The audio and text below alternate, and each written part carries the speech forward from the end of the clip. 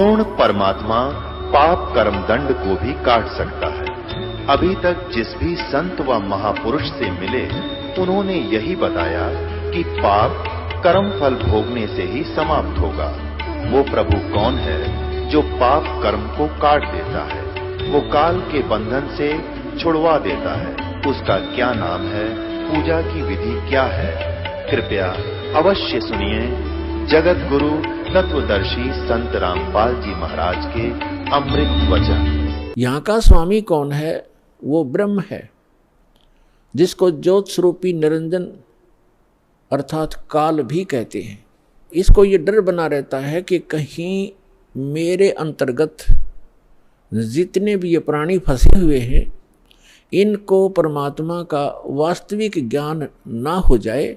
यदि इनको वास्तविक ज्ञान हो गया और जो सुख में सथल है सत्यलोक अविनाशी परमात्मा का जो शाश्वत स्थान है, जहाँ कोई दुख नहीं, वहाँ वृद्ध अवस्था और मृत्यु नहीं, इसको डर बना रहता है कि यदि इनको उस स्थान का पता लग गया तो यहाँ कोई नहीं रहेगा। जिस कारण से ये कुछ पुण्य आत्मा होती हैं उनको यहाँ भेज देता है, उनको गुरु पद प्राप्त करवा देता है। फिर वो शास्त्र विरुद्ध साधना बता के पूरे मानव मात्र को भ्रमित कर देते हैं। उसके लिए परमात्मा आते हैं। जो पवित्र चारों वेद हैं ये गॉड गिवन है, कबीर गॉड गिवन, कबीर परमात्मा के द्वारा दिया हुआ ज्ञान है। इस काल ने पांचवा वेद समाप्त कर दिया, जिसको सूक्ष्म वेद कहते हैं, जिसको तत्व ज्ञान कहते हैं। उसकी पूर्ति के लिए, उसके अभाव से जो हम यहाँ भटक रहे हैं, उसकी पूर्ति के लिए परमात्मा स्वयं आते हैं। परमात्मा को आज तक जितने भी ऋषि महर्षि, जितने भी धर्म ग्रंथ हैं, जितने भी ऋषि महर्षि हैं, उन्होंने निराकार बताया है कि उसका कोई आकार नहीं है। और जितने भी हमारे धर्म ग्रंथ हैं उन्होंने परमात्मा को साकार बताया है, नर आकार बताया है, सशरीर बताया है, उसका नाम कबीर बताया है। तो ब्रह्मा जी भी अपनी माता दुर्गा जी से कहते हैं कि माता जी, जब मैं वेद पढ़ता हूँ और फिर आपका अनुभव सुनता हूँ और मैं भी अभ्यास करके जो अनुभव करता हूँ उसमें बहुत विरोधाभास है, वो कुछ विपरीत ही ज्ञान है और हमारा जो अनुभव है वो उसके विपरीत है। तो दुर्गा जी को भी सख्त हिदायत है इस काल भगवान की, क्योंकि ये इसकी पत्नी है ब्रह्म की। इसको सख्त हिदायत है कि वास्तविक जानकारी उस परमात्मा की कभी नहीं बताना। तो ये भी अपने पुत्रों को यथार्थ ज्ञान ना बता करके इसी की महिमा सुनाती है कि वो तो निराकार है, वो सामने आता नहीं, वो कभी दिखाई नहीं देता। और वेदों में परमात्मा को नर आकार लिखा है, सशरीर लिखा है, और ऊपर बैठा ऊपर के लोक में जैसे राजा विराजमान होता है, सिंहासन के ऊपर सिर पे मुकुट होता है, सिर पर मुकुट है परमात्मा के सफ़ेद कलर का, और ऊपर एक छत्र है मालिक के, बहुत चमक है उसमें। जैसे यहाँ झिलमिल झिलमिल होती है, ऐसे उस परमात्मा के मुकुट और छत्र के अंदर झिलमिल होती है। कभी उसका सुनहरी रंग बन जाता है, कभी वाइट बिल्कुल सफ़ेद कलर हो जाता है। तो इस प्रकार उस परमात्मा की स्थिति है, और वेद भी यही बताते हैं। तो वेद जो हैं, जो चार वेद हैं, ये परमात्मा की महिमा तो बताते हैं कि परमात्मा ऐसा है, उसका ये रूप है, वो कहाँ रहता है, वो क्या लीला करता है, लेकिन वो मिलता कैसे है, ये वर्णन इन चार वेदों में नहीं है। फिर इसके बिना ये वेद क्या है? फिर जैसे किसी ने बता दिया आपके अमुक रोग है, उसके ये लक्षण हैं, और औषधि है नहीं, तो खाक बताया, वो क्या फायदा हुआ उस रोग के बताने का। तो वेद जो है, वेद दोनों काम करता है, रोग भी बताता है, उसके लक्षण भी बताता है, और अचूक औषधि भी रखता है, तो उससे लाभ होगा। ये दास है रामपाल दास इस विश्व में आज के दिन परमात्मा के कंप्लीट स्पिरिचुअल नॉलेज लेकर आया है, कबीर भगवान का दिया हुआ।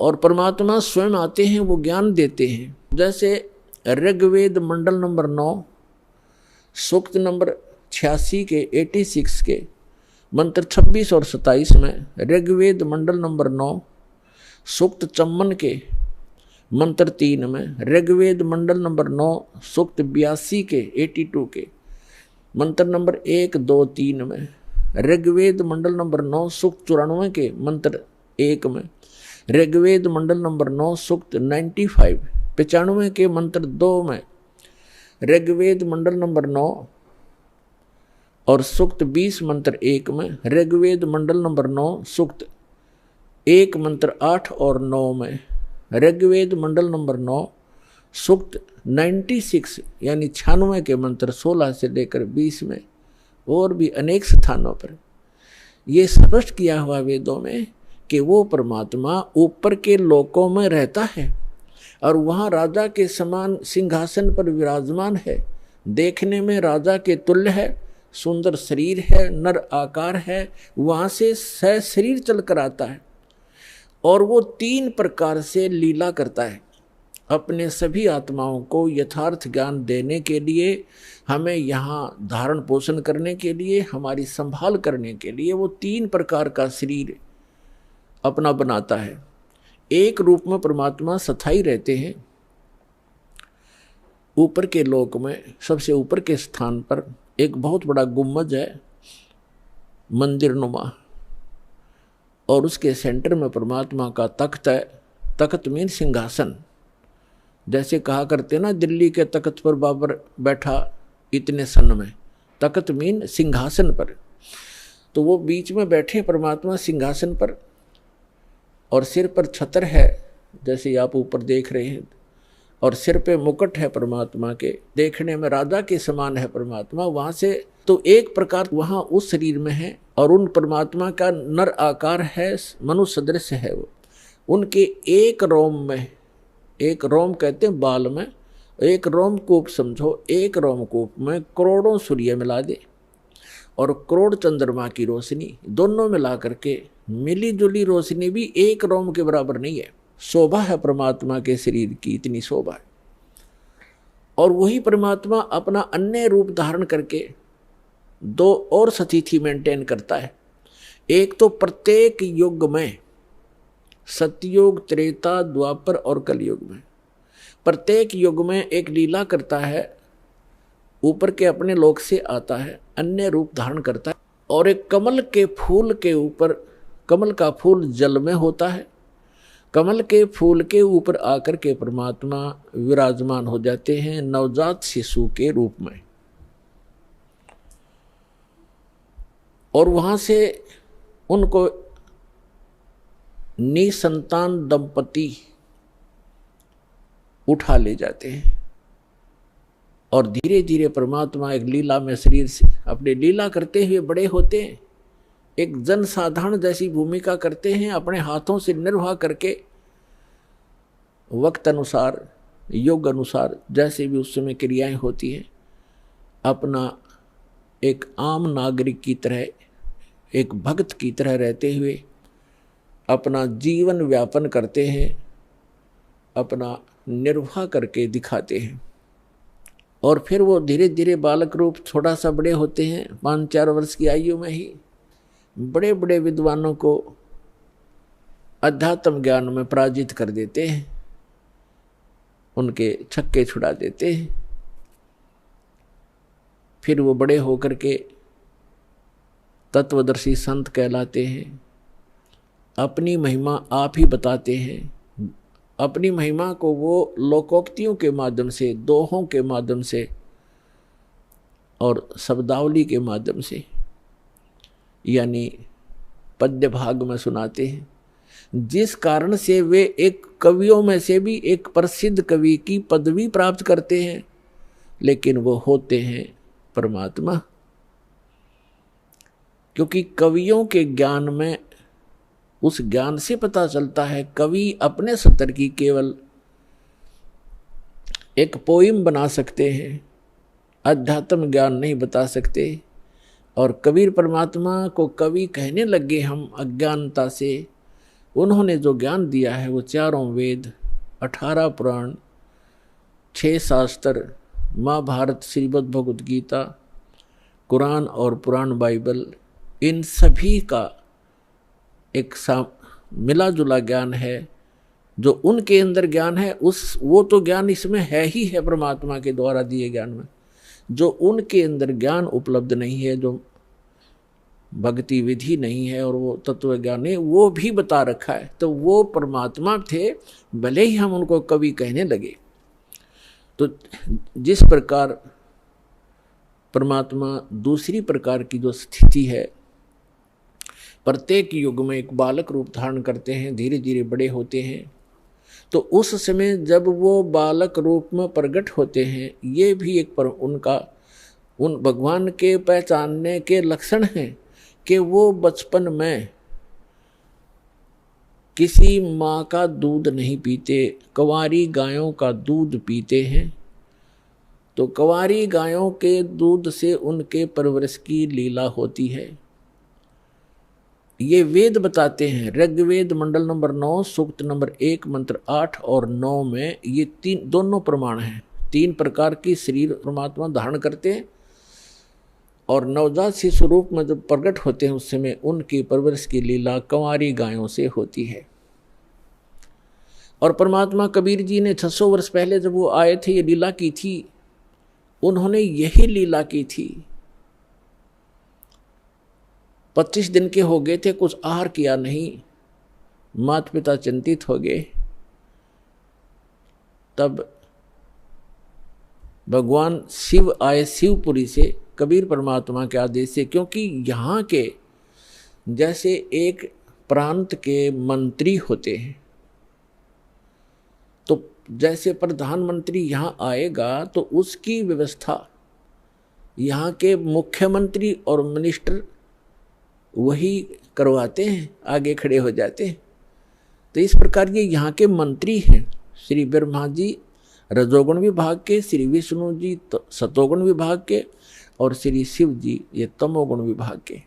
जो नीरू और नीमा नाम के जो दुल्हा थे वो उसी जन्म में ब्राह्मण थे। गौरी शंकर और सरस्वती उनका नाम था। मुसलमानों ने उनको जबरदस्ती बाई फोर्स उनको मुसलमान बना दिया था।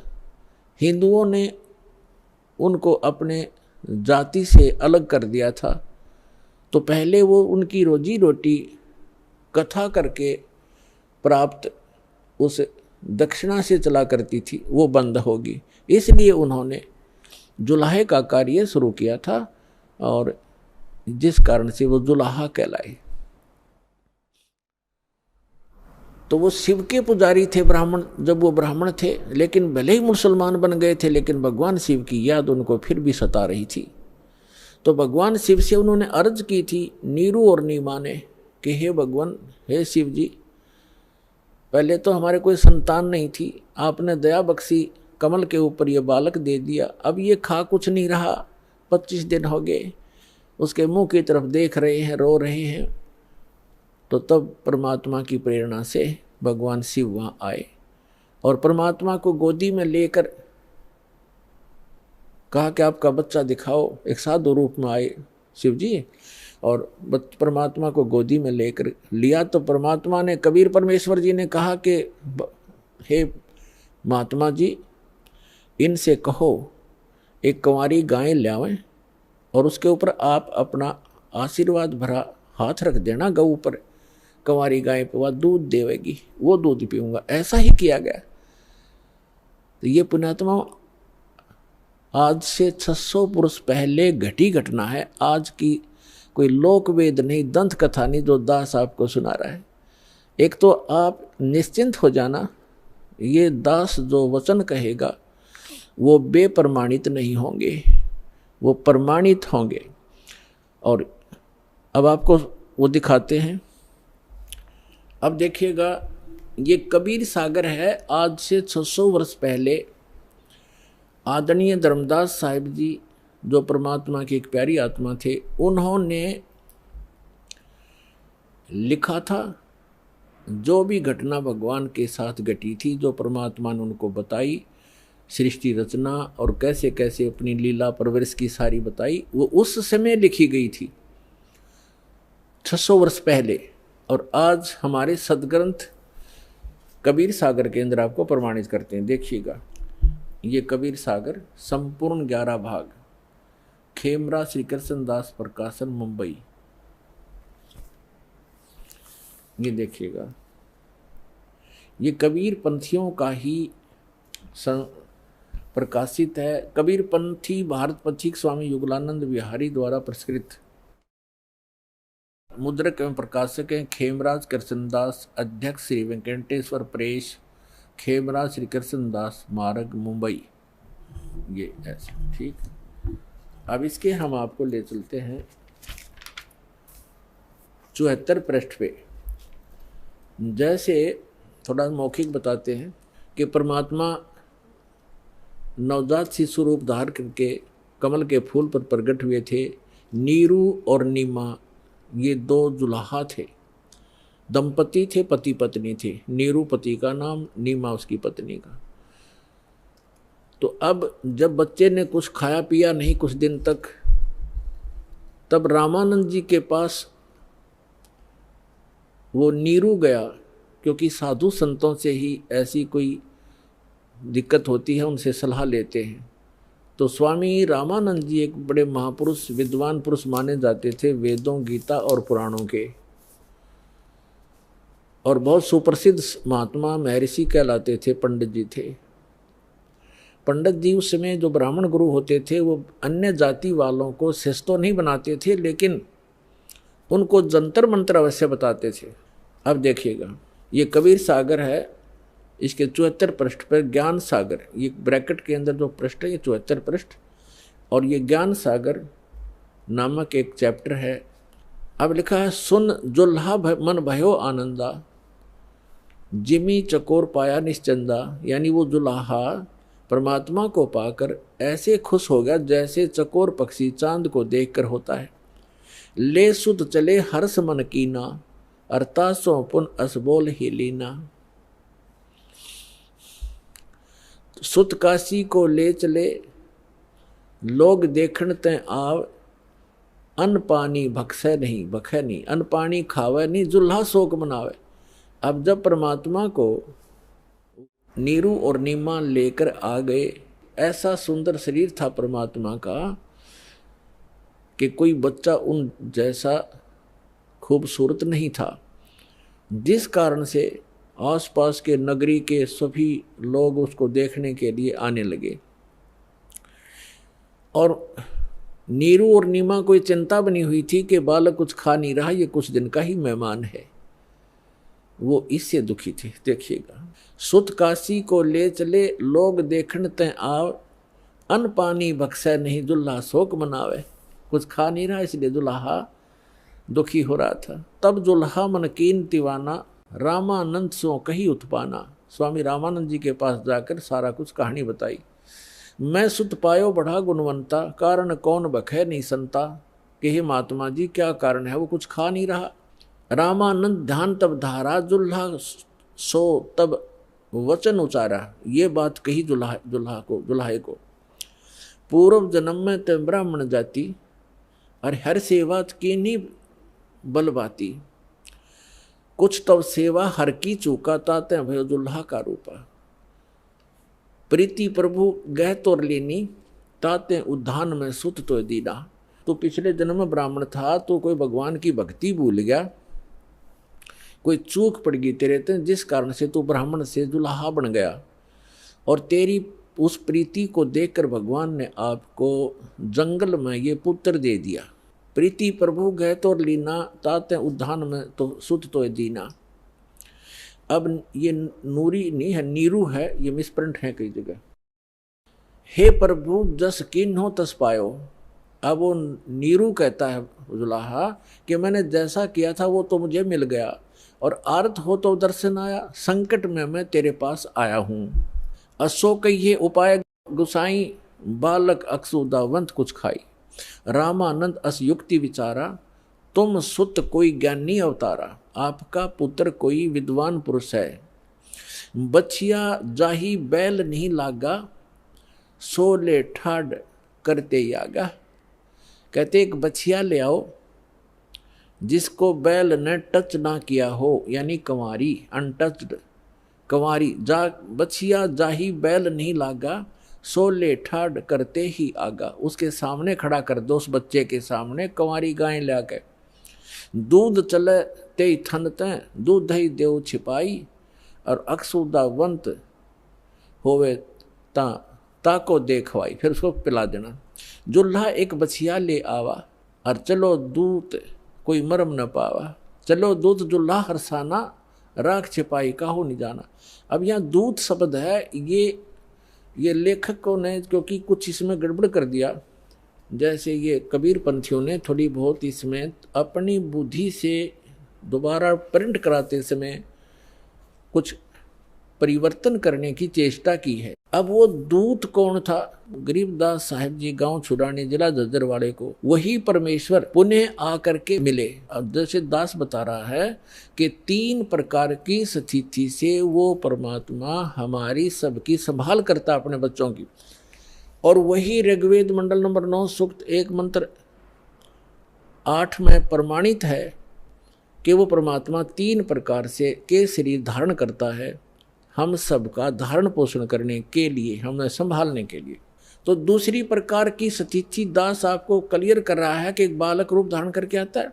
और तीसरी प्रकार की स्थिति में वो परमात्मा जहाँ चाहे कभी भी किसी साधु महात्मा संत के रूप में प्रकट होकर अपनी प्यारी आत्माओं को, अच्छी आत्माओं को मिलकर उनको तत्व ज्ञान से परिचित कराते हैं। और अपने आप भगवान को भगवान सिद्ध कराने के लिए, क्योंकि काल ने ज्ञान मिथ्या कर दिया होता है, अध्यात्म ज्ञान को नष्ट कर दिया होता है, इसलिए अपने साक्षी तैयार करता है, उन महापुरुषों को सतलोक ले जाता है, वापस छोड़ता है। तो वो तीसरी प्रकार की स्थिति में वो परमात्मा आते हैं और उन प्यारी आत्माओं को मिलते हैं। किन किन को मिले? इस कलयुग में दास के जो नॉलेज में हैं, आदरणीय धर्मदास साहिब जी को, आदरणीय मुल्कदास साहिब जी को, आदरणीय दादू साहिब जी को, आदरणीय नानक साहिब जी को, जो सिख धर्म के प्रवर्तक हैं, उनको जो परमात्मा आकर मिले हैं, जो सतपुरुष आकर मिले हैं सतलोक से, जो वहाँ जहाँ वो रहते हैं वहाँ से चल कर आते हैं, सीधे साधु रूप धारण कर लेते हैं, जिंदा महात्मा का रूप बना लेते हैं। आदरणीय गरीबदास साहिब जी को गांव छुड़ानी जिला झज्जर हरियाणा वाले को, आदरणीय गीसा दास साहिब जी गांव खेखड़ा जिला मेरठ उत्तर प्रदेश वाले को, इन महापुरुषों में से परमात्मा ने आदरणीय गरीबदास साहिब जी को पुनः वो कंप्लीट स्पिरिचुअल नॉलेज दिया है। किस लिए? कि काल ने कहा था कि जब तक कलयुग निकट आवेगा आपका समय 5500 वर्ष, तब तक मैं सभी आपके नाम से 12 तो कबीर पंथ चलाऊंगा और अनेक पंथ चलाऊंगा जो आपके ज्ञान को मिथ्या कर देंगे। इसलिए परमात्मा ने आदरणीय गरीबदास साहिब जी को सचखंड ले जाकर अपने से परिचित कराकर और कंप्लीट स्पिरिचुअल नॉलेज, संपूर्ण अध्यात्म ज्ञान उनके अंदर फीड कर दिया। उस पुण्यात्मा ने गरीबदास साहिब जी ने अपने मुख कमल से बोल बोल के वो लिखवाया। उसमें लिखा है कि शिव उतरे शिवपुरी से अवगत बदन विनोद, और मैं के कमल और लिया ईस को गोद। अन ब्यावर को दूहत है, कंवारी को दूहत है, दूध दिया तत्काल, और पीवे कबीर ब्रह्म गति ता शिव भय दयाल। यानी शिव जी आए थे शिवलोक से एक साधु रूप बना के,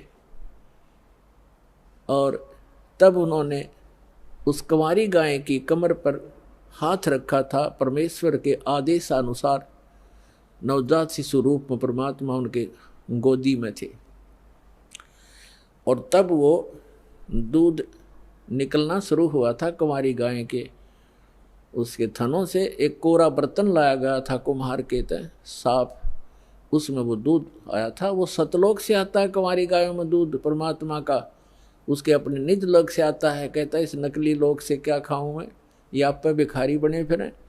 तो सतलोक से आता था उस परम पिता का दूध, गौ जो सब पशुओं में पवित्र है, तो वो दूध परमात्मा पिया करते थे। तो वो दूध आया, फिर वो दूध चला गया, यानी वो महात्मा चले गए परमात्मा के, 3 लोक के भगवान और एक साधु संत रूप में आए थे, वो चले गए। तो ये बाकी वर्णन वो है, ये मिसगाइडेड पता नहीं।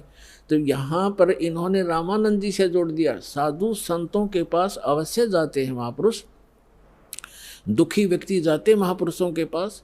उन्होंने जो जंतर मंत्र बताया वो बताया कि तेरा पुत्र जो है ये आम व्यक्ति, आम बच्चा नहीं है, ये कोई महाविद्वान पुरुष है। और जो भी जैसा बाकी वास्तविकता जो दास आपको बता रहा है ये सत्य है। फिर भी हमने इस पॉइंट को समझना है कि जो वेद बताते हैं, जो वेद बताते हैं वो लीला की किसने है। जो वेदों में वर्णित लीला जिसने की ही इज गॉड। जो वेदों में लिखे हैं लक्षण भगवान के और जिसने ये लीला की है ही इज गॉड, वो है परमात्मा। तो ये लीला किसने की, अब तो आपको दिखा रहे हैं कबीर सागर से, और फिर आपको दिखाएंगे वेदों से। वेदों में यही लिखा है तो आसानी से समझ में आ जाएगा, पहचान लेंगे हम अपने परम पिता को जो हमारे लिए भटक रहे हैं, हमें खोज रहे हैं, हमें सद्बुद्धि देना चाहते हैं। हम इस काल के झूठे सुख को सुखी, इसी को सुख मानकर यहीं की व्यवस्था मांगते रहते हैं। ये हो जावे, कार हो जावे, कोठी बन जावे, और सब कुछ होगा, एकदम मृत्यु होगी फिर गधा बन जावे, या के काम आई आपके कोठियाँ। परमात्मा से मांगो, क्या बताते हैं भगवान। परमात्मा हमें मांगना सिखाते हैं कि मुझसे ये मांगो, साईं इतना दीजिए जिसमें कुटुंब समावे, हम भी भूखे ना रहें, कोई अतिथि ना भूखा जावे। इतना मांगो भगवान से, ज़्यादा मत मांगो। ज़्यादा तो ये आपके दलदल बन जाएगी, आपको ये फंसा कर रख देगा। और आपकी जामे कुटुंब समावे का अर्थ है रिक्वायरमेंट ऑफ द फैमिली। हमारे परिवार को जो आवश्यक वस्तु हो परमात्मा वो उपलब्ध कराना, तो उसमें सारा कुछ आ गया। शेष क्या बचा, मकान भी देगा, आजकल जो कलयुग है इसमें गाड़ी चाहिए, गाड़ी भी देगा भगवान। अब इतना ही मांगो जामे कुटुंब समावे और हम भी भूखे ना रहे। बस अब जब अकाल गिरा करते थे, कहते हैं दिल्ली के बादशाह अपना राज त्याग कर भिक्षा मांगने के लिए फल पत्ते तोड़ तोड़ कर खाते थे। रोटी मिल जाती है टाइम पर, फिर उसके बाद बकवाद सोचता है ये मन, बड़ी कोठी बनाऊं, बड़ी कार लूं, हैं, और बैंक बैलेंस बना दूं। बैंक बैलेंस बनाना था भक्ति का और धर्म का, वो हम भूल गए। तो उसको बताने के लिए परमात्मा थे। जो प्रकरण चल रहा है उस पर चलते। अब इसमें ये सिद्ध हो गया कि कबीर परमात्मा जब बालक रूप में आए, उनके शिशु रूप में प्रगट परमात्मा की परवरिश की लीला कुंवारी गायों से हुई। ये तो प्रमाण होया कबीर सागर में, ये कोई आज का लिखा हुआ नहीं है। 600 वर्ष पहले जो परमात्मा आए थे उसी समय आदरणीय धर्मदास साहिब जी का लिखा हुआ है और कबीर पंथियों के द्वारा सुरक्षित है। अब हम आपको दिखाते हैं वेद क्या बताते हैं परमात्मा के विषय में, वो कैसी लीला करता है। यदि वेदों का अनुवाद ये दास करता, वही करना था जो इन चंद श्लोकों में उन लोगों ने किया है जो भगवान को निराकार मानते हैं। उनकी फाइनल है ये, उनका किनका, आर्य समाज वालों का, महर्षि दानंद और उनके चेलों का। ये फाइनल फैसला है कि भगवान निराकार है, उसका कोई शरीर नहीं है, उसका कोई बॉडी नहीं है। और वेद भी उन्हीं के द्वारा अनुवादित हैं। ये चंद श्लोकों में परमात्मा ने उनकी दुर्बुद्धि पर पत्थर डाल दिए और एज इट इज अनुवाद करवा दिया जो वेद का होना चाहिए था। थोड़ा बहुत उन्होंने गड़बड़ी की है, वो आप बुद्धिमान समाज आसानी से समझ सकता है। परमात्मा के द्वारा दिए गए तत्व ज्ञान से उसको आसानी से समझ सकते। तो देख कमाल की बात है, आपके ऊपर रहम है दाता का कि उन्हीं के द्वारा अनुवादित में यह स्पष्ट है कि परमात्मा मनुष्य सदृश है, वहाँ से चल कर आता है और वो एक पुण्य आत्माओं को मिलता है, अच्छी आत्माओं को मिलता है। और किस लिए मिलता है? उनको उपदेश देता है, उनको तत्व ज्ञान सुनाता है। और वो क्या लीला करता है ये देखिएगा। अब ये आर्य प्रतिनिधि सभा यानी महर्षि दानंद के चेलों द्वारा अनुवादित है, जो भगवान को निराकार मानते हैं, लेकिन वास्तव में वेदों में परमात्मा नर आकार है। नर माने मनुष्य जैसा, सशरीर है, उसका नाम कबीर है और सतलोक से चल कर आता है। वहाँ जहाँ वो रहता है निज स्थान पर, सब भुवनों प्रिय, सब भुवनों के ऊपर के स्थान पर तिष्ठति, वहाँ बैठा है भगवान, राजा के समान देखने में है। वहाँ से चल कर आता है, 3 प्रकार से लीला करता है। जब द्वितीय प्रकार की लीला करता है, वो एक शिशु रूप धारण करके कमल के फूल के ऊपर, जल के ऊपर विराजमान होता है, जिस कारण से वो परमात्मा नारायण कहलाता है। नारायण का अर्थ होता है जल के ऊपर आके निवास करने वाला, आकर विराजमान होने वाला। और हम विष्णु जी को नारायण मान रहे थे, ये शेषनाग के ऊपर सोया करता, इसलिए नहीं, वो परमात्मा सतलोक से आता है, प्रत्येक बार यही लीला करता है और जल के ऊपर आकर विराजमान कमल के फूल पर होता है, इसलिए नारायण कहलाता है। तो वो नारायण है। और सत्यनारायण, सत्यनारायण का अर्थ होता है अविनाशी परमात्मा। सत्य माने अविनाशी, हम सत साहेब कहते हैं उसको, अविनाशी परमात्मा। तो अविनाशी परमात्मा कबीर जी हैं, श्री ब्रह्मा, श्री विष्णु, श्री शिव जी, ये नासवान परमात्मा हैं, भगवान हैं, स्वामी हैं, प्रभु हैं। इनकी जन्म मृत्यु होती है। और इसका प्रमाण है श्री देवी भागवत यानी देवी महापुराण, गीता प्रेस गोरखपुर से प्रकाशित, सचित्र मोटा टाइप, 3रा स्कंद 123 पृष्ठ पर। भगवान विष्णु स्वयं कहते हैं अपनी माता से कि तुम शुद्ध स्वरूपा हो और ये सारा संसार तुम इसे उद्भासित हो रहा है। मैं ब्रह्मा और शंकर, विष्णु जी करे, आपकी कृपा से विद्यमान है। हमारा आविर्भाव माने जन्म और तिरोभाव माने मृत्यु हुआ करता है, हम अविनाशी नहीं है। और शंकर भगवान कहते हैं, हे माता, ब्रह्मा जी का जन्म आपसे हुआ तो क्या मैं तमोगुण लीला करने वाला शंकर आपका पुत्र नहीं हुआ? अर्थात मेरी भी आप ही जनक हैं, मैं आपका पुत्र हूँ और हम केवल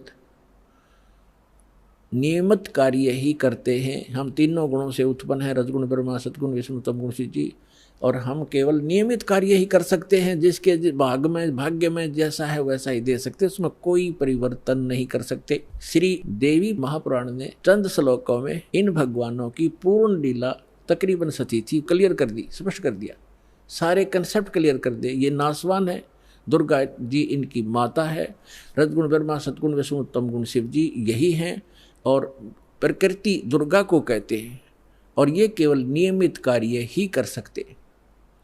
तो जो नारायण है वो परमात्मा है, वास्तव में कबीर साहब है जो ऐसी लीला करता है।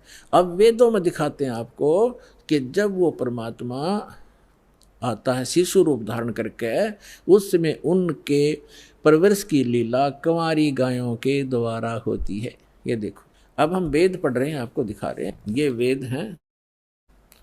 अभी आपको दिखाया था, अब और देखो, फिर पुनः दिखाते हैं। ये कहाँ से प्रकाशित है? सर्वदेशी आर्य प्रतिनिधि सभा, महर्षि दानंद भवन, रामलीला मैदान, नई दिल्ली से। और ये इसके अनुवादक और ये मुद्रक Prince Offset Printers 1510 Pataudi House, Daryaganj, New Delhi से। और अब हम आपको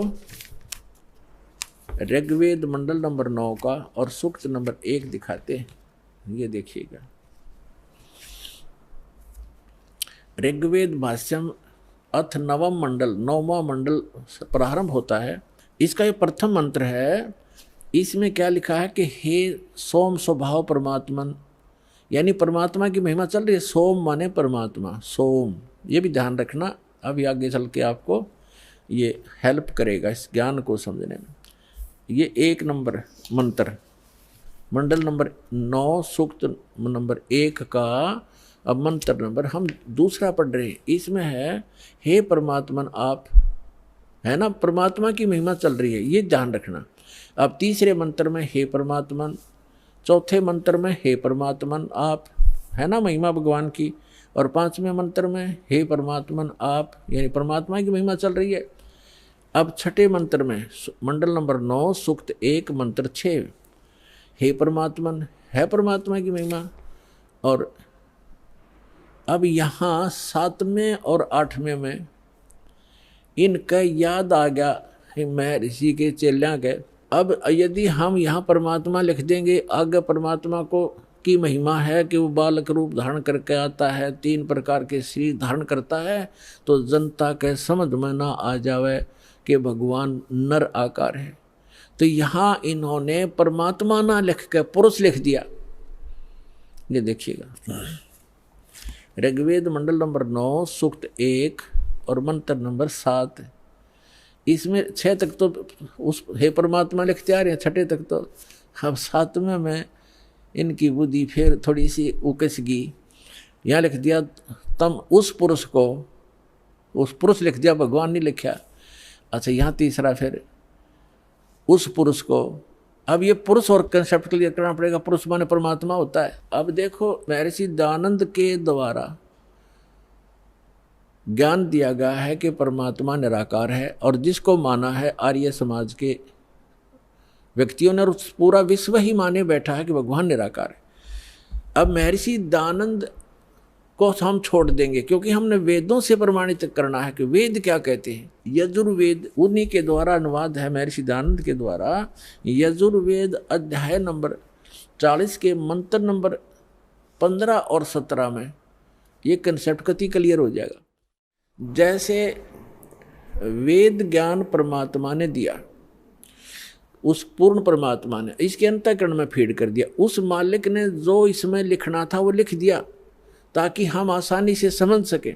जिसने आगे वेदों को फिर बताया है, दिया है, समझाया है, उसमें लिखा है कि वेद ज्ञान दाता ये कहता है। अब वेद ज्ञान दाता, अब ये यहाँ काल माना जाएगा ब्रह्म, क्योंकि इसने आगे प्रदान किए हैं और इसको भगवान उस परम पिता ने दिए हैं, इसलिए ये गॉड गिवन है। और आगे जो इसने दिया है वो इस ब्रह्म के द्वारा दिए गए, इसलिए ये ब्रह्म गिवन भी कहे जाते हैं, गीता और ये दोनों वेद। तो यहाँ 40वें अध्याय के 15वें श्लोक में ये खुद कहता है कि मेरा ते कोम नाम है, और 17वें में भी यही स्पष्ट करता है कि मेरा ते कोम नाम है। और वो परमात्मा गुप्त है, वो पुरुष माने परमात्मा पूर्ण ब्रह्म ऊपर रहता है, वो गुप्त है। ये देखना, यजुर्वेद उठा लिया, ऋग्वेद रख दिया, और महर्षि दयानंद सरस्वती ये वही है सार्वदेशिक आर्य प्रतिनिधि सभा, महर्षि 2/5 महर्षि दयानंद भवन, रामलीला मैदान, नई दिल्ली से। यजुर्वेद आर्य भाष्य महर्षि दयानंद सरस्वती, मुद्रक है Prince officer printers 1510 Pataudi house Daryaganj, नई दिल्ली से। ये यहाँ से छपा है। यजुर्वेद का अंतिम अध्याय है 40वां, इसमें टोटल 40 अध्याय हैं, 40 ओनली, और इसमें 40वें अध्याय में 17 मंत्र हैं, और इसमें पूरे यजुर्वेद का लगभग निष्कर्ष है। अब देखो ये यजुर्वेद अध्याय नंबर 44 40वां अध्याय है। 40वें अध्याय का ये 15वें मंत्र में वेद ज्ञान दाता कहता है कि वायु अनिलम अमृतम अथिदम भस्मांतम शरीरम ओम करतो समर किलबे समर करतुम समर। ओम नाम का जाप काम करते करते सिमरण करो। कलबे माने कलबलाहट के साथ, कसक के साथ एक स्मरण करो, और कर्तुम माने अपना मूल कर्तव्य जानकर मनुष्य जीवन का ओम नाम का सिमरण करो। ये तो ब्रह्म तक की साधना है। और वायु अनिलम अमृतम अथिदम भस्मांतम शरीरम, यानी जब आपके प्राण समाप्त होंगे उस समय इस ओम नाम के जाप से जितना अमृतम अमृतो यानी आपको जितनी गति होनी है वो मिलेगी। अब इसका प्रमाण आपने श्रीमद् भगवत गीता अध्याय नंबर 8 के श्लोक नंबर 13 में मिलेगा कि गीता ज्ञान दाता भी ये ब्रह्म ही है। श्री कृष्ण जी में प्रवेश करके बोल रहा है, ये कह रहा है कि ओम इति एकाक्षरम ब्रह्म व्यवहारण माम अनुसमरण यह प्रयाति तजन देहम स याति परमाम गतिम। माम ब्रह्म, मुझ ब्रह्म का। अब यहाँ ये भी कंसेप्ट क्लियर करना पड़ेगा पुण्यात्माओं। आज तक ये लोक वेद दंत कथा सुनते सुनते हम बहरे हो गए और हम ढीठ हो गए, उस ज्ञान को कति कंप्लीट मान बैठे। जो हमने सुना वो फाइनल है और सभी भ्रमित है, कोई स्थिर नहीं है। किसी को भी कोई कुछ कह देता वो भी हाँ ठीक ऐसा भी है, ऐसा भी है, क्योंकि हम स्वयं अपने सदग्रंथों से परिचित नहीं।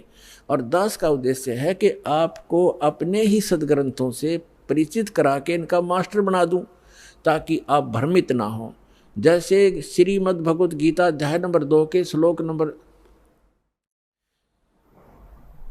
53 में कहा कि अर्जुन, जब भिन्न भिन्न प्रकार के भ्रमित करने वाले वचनों से ज्ञान से आपकी बुद्धि हटकर एक परमात्म ज्ञान पर स्थिर हो जाएगी, उस परमात्मा के ज्ञान पर स्थिर हो जाएगी, तब तू योग को प्राप्त होगा, तब तो तू भगत बनेगा, यानी भक्ति योग्य होगा। तो जब तक आप भ्रमित हैं, कोई कुछ कह देता वो भी ठीक, वो कहता वो भी ठीक, तो तब तक आप भक्त नहीं बन सकते, आप सफल नहीं हो सकते। तो दास चाहता है कि आपकी ये सारी भ्रमणा और अज्ञान मिटा कर एक परमात्म उस तत्व ज्ञान पर स्थिर कर दूं, जिसके लिए आपको परमात्मा ने शिक्षित बनाया, आपके ऊपर रहम किया। और दूसरा रहम ये किया कि ये इंस्ट्रूमेंट, ये उपकरण बनवा दिए इलेक्ट्रॉनिक, ये प्रोजेक्टर, सीडी, टेलीविज़न मीडिया, जो इलेक्ट्रॉनिक मीडिया, ये आपके लिए तैयार करवाया परमात्मा ने कि आज घर बैठे आप सत्संग समझ सकते हो, वेदों को जान सकते हो और सभी सदग्रंथों को आप समझ सकते हो।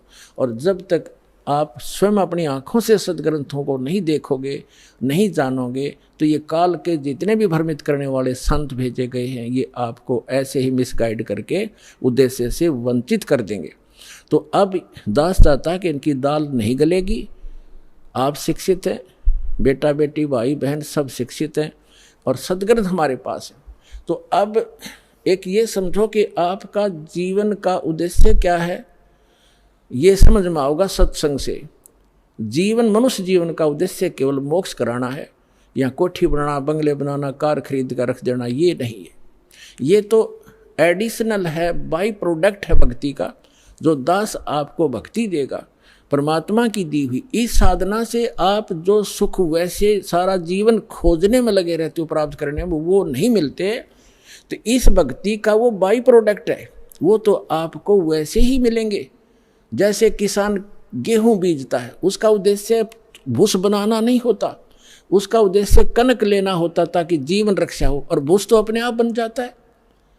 भूस तो अपने आप बनता हो तो बनेगा ही बनेगा।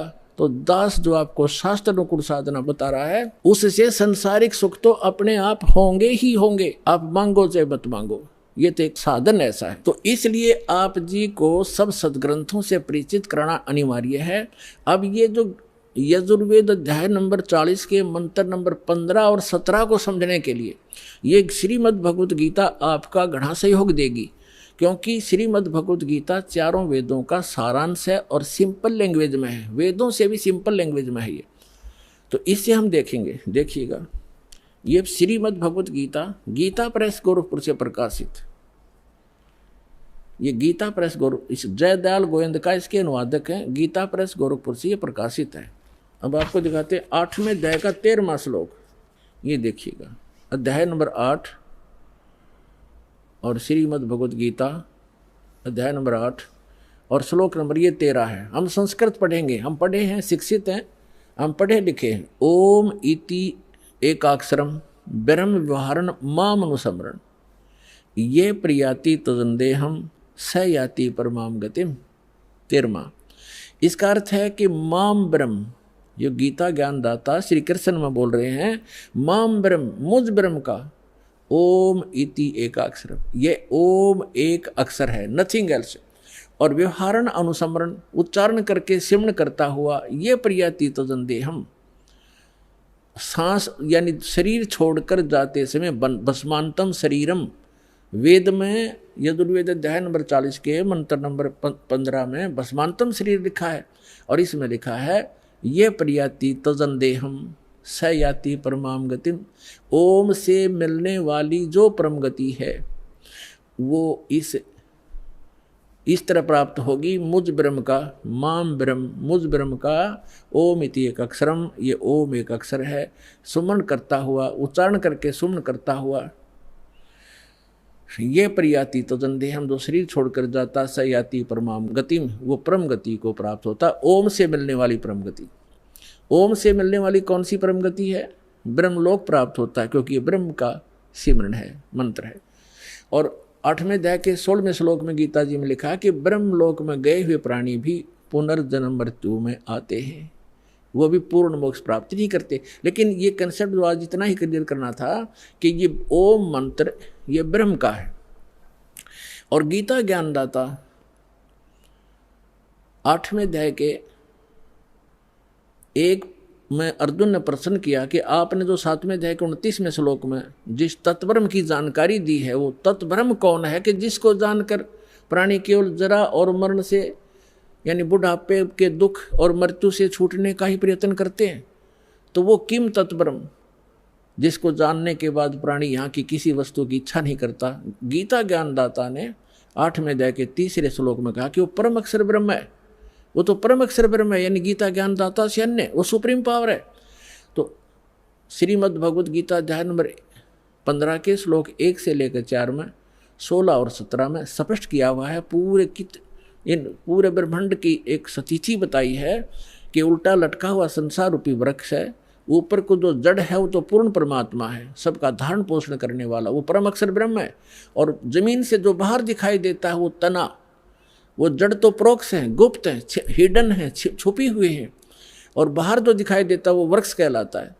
आइए अब हम उन श्रद्धालुओं के अनुभव जानते हैं जो जगत गुरु तत्वदर्शी संत रामपाल जी महाराज जी से दीक्षा प्राप्त कर चुके हैं तथा उनके द्वारा बताए गए भक्ति मार्ग पर चल रहे हैं। सर नमस्कार। नमस्कार। क्या नाम है जी आपका? मेरा नाम सुगम यादव है। सुगम यादव जी कहाँ से आए आप?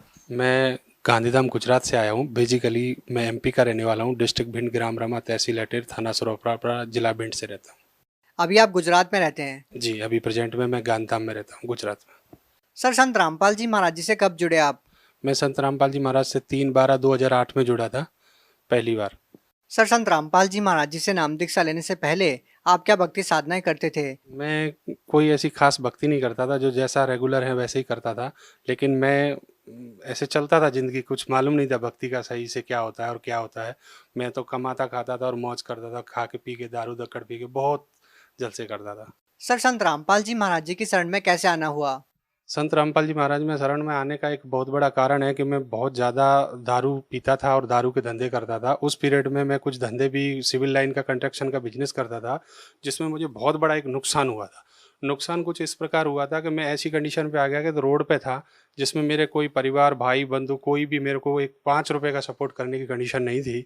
और उस पीरियड में मेरे को लोग देख लेते थे तो साइड निकल जाते थे कि भाई ये पैसे मांगेगा या इसके पास पैसा नहीं है, इसके लोग कर्जा मांग रहे हैं। ये अहमदाबाद में जब मैं काम करता था, ये 2006 की बात बता रहा हूँ, 2006 से 7 के बीच में यहाँ रहा और थोड़ा मैंने अपना कंडीशन सुधारा, लेकिन सही सुधरा नहीं।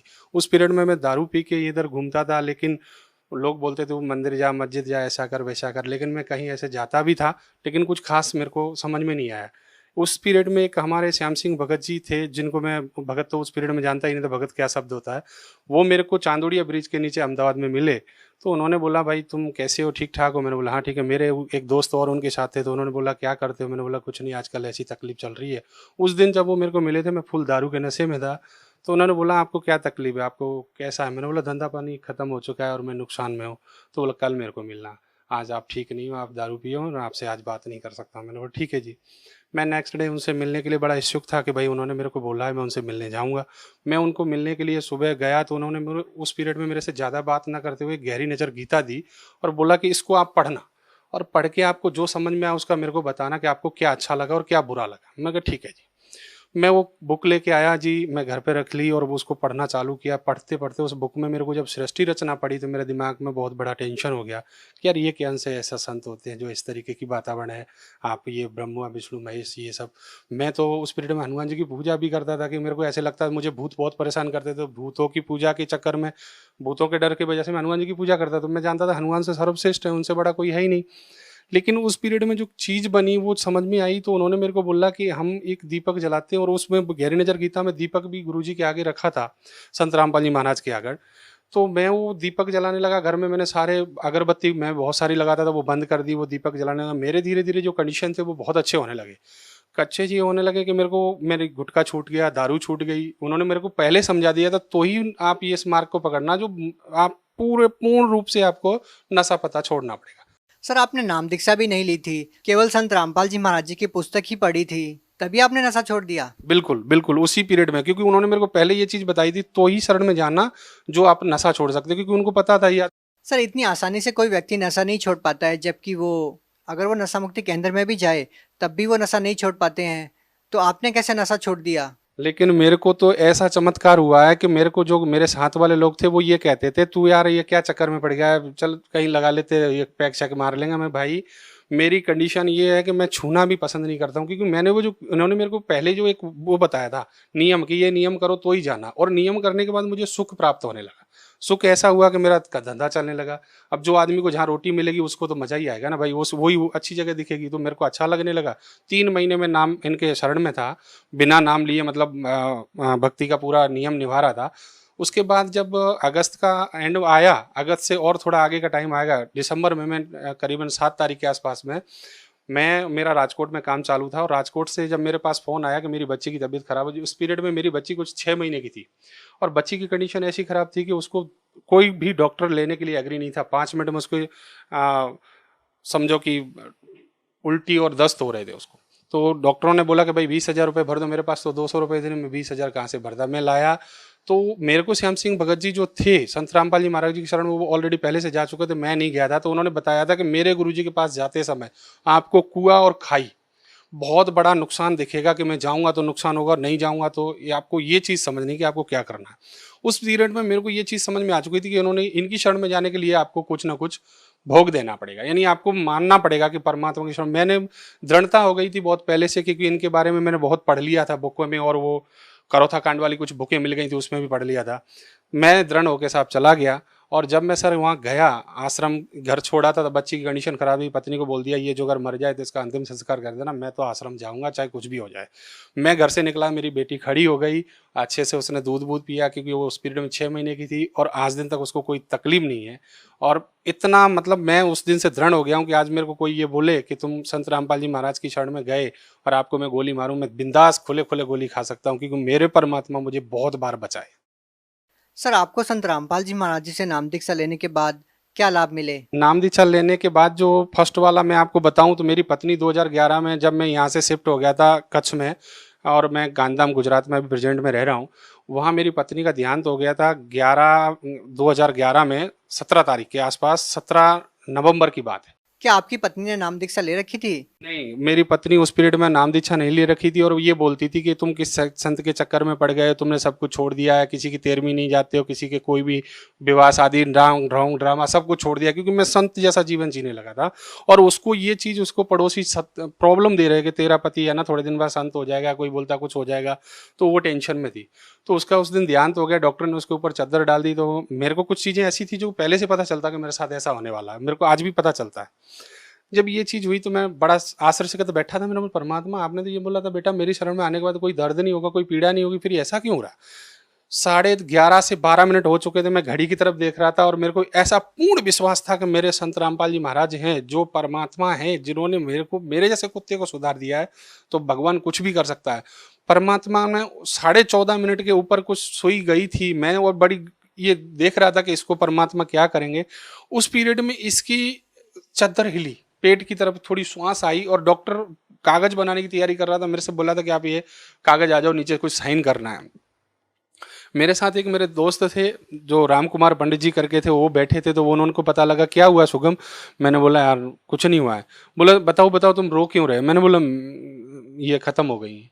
बोले क्या बात करते हो? तब हम इतनी देर के बाद 14.5 मिनट हो चुके थे, नजर मारी तो उनका पेट हिलने लगा। बोले तुम तो झूठ बोल रहे हो, उन्होंने बोला। तो अभी और जैसे ही दोबारा श्वास आई और भगतमती बहुत तेजी से, उस पीरियड में तो भगतमती नहीं थी, वो इतनी तेजी से एकदम रोने लगी। वाइफ है मेरी, जब इतनी जोर से रोने लगी कि ये बताओ कि हम तो आपके गुरुजी को गलत मानते थे, आपके गुरुजी ने मुझे वापस बोला मेरे बेटी तेरे अभी टाइम पीरियड तो पूरा हो चुका है, मेरी तरफ से तेरे को टाइम देता हूँ और भक्ति करना, अपना घर परिवार बसा के चलना।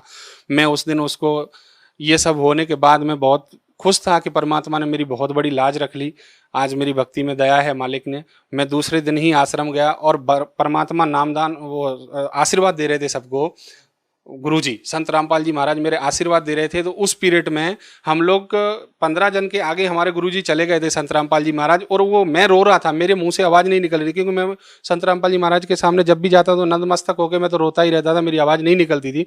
तो वो 10-12 भगत के वापस फिर रिटर्न आए, नाम मेरे ऊपर फिर से हाथ रखा, बोले भगत रोना मत, अब तेरी भगतमती को कुछ नहीं होगा और कुछ भी नहीं बिगड़ेगा, बस भक्ति में ध्यान रखना। मेरे को ऐसे बोले संत रामपाल जी महाराज। सर फिर मैं तो बहुत बड़ा, मतलब आवाज़ तो नहीं निकल रही थी, इतना रोया था उस दिन से कि मेरे को ये चीज़ समझ में आ गई कि मेरे गुरुजी ने बहुत कुछ मेरे साथ अच्छा किया, बहुत अच्छा किया। और क्या लाभ मिले सर?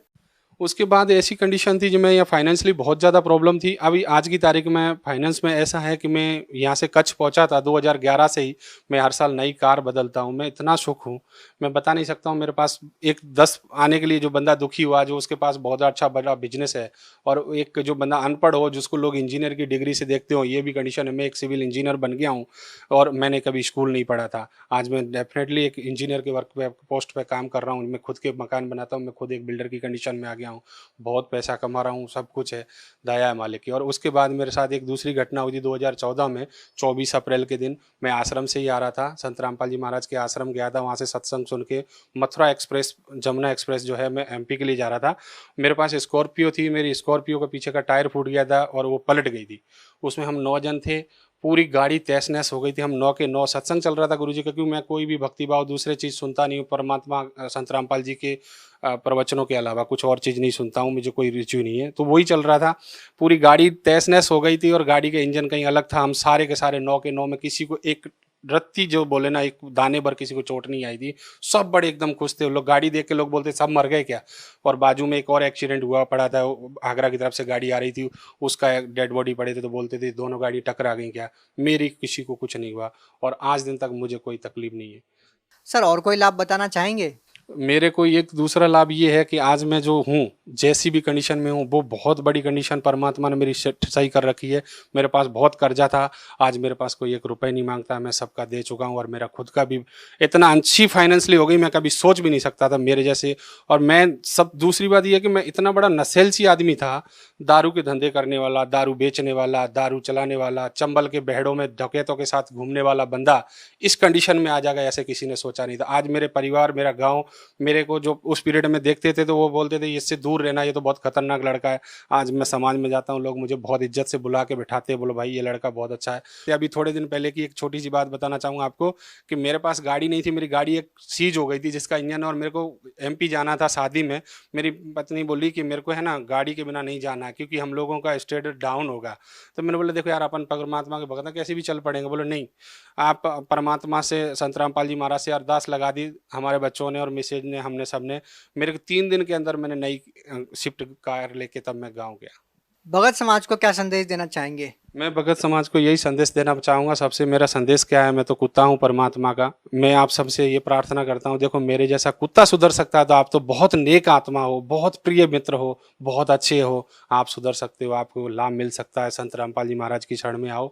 मेरे जैसे कुत्ते को इतना धन दे दिया भगवान ने, जो भीख मांगता था, भिखारी था, आज उसको इतने सुख कर दिए। हर 12 महीने में गाड़ी नई चेंज करता है, मन पड़े। मैं आज कुछ 2011 से लेकर अभी तक मैंने 24 गाड़ियां चेंज कर ली। इतना सुख मिल रहा है भगवान को, इससे ज्यादा क्या ले सकते। जो कुत्ते को दे दिया आप तो अनेक आत्मा, आपको सबको देगा भगवान जी। धन्यवाद। सत साहिब।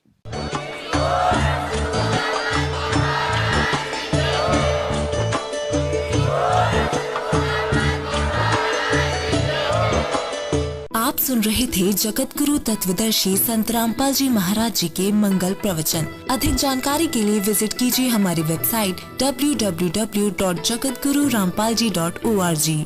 संत रामपाल जी महाराज जी के शुभ आशीर्वाद से पूरे विश्व भर में 500 से भी ज्यादा नाम दीक्षा केंद्र हैं, जिन पर संत रामपाल जी महाराज जी द्वारा ऑनलाइन निशुल्क नाम दीक्षा दी जा रही है। अपने नजदीकी नाम दीक्षा केंद्र का पता करने के लिए संपर्क करें 8222880541।